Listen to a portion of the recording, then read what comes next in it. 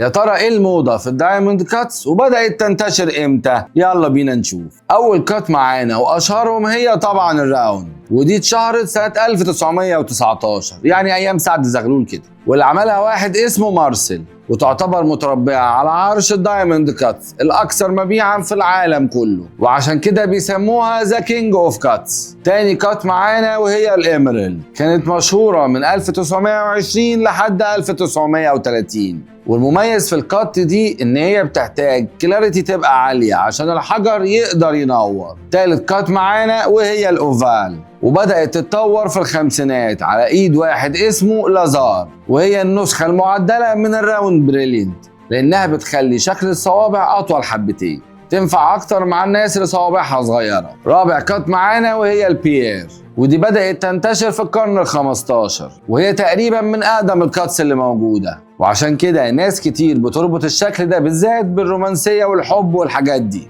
وعلى فكرة دي من احلى الحجارة اللي انا شخصيا بحبها. نخش على اللي بعديها وهو الكوشن، ودي كانت مشهورة في اواخر ال1700 ورجعت موضة من قريب السنة اللي فاتت تقريبا. واخر كات معانا وهي الماركيز، ودي بدأت في القرن ال18 وليها قصة حلوة قوي، لو عايزين تعرفوها اكتبوا لنا في الكومنتس. وبس كده كان معاكم دكتور ياسر الطويل، وده الجواهرجي. سلام.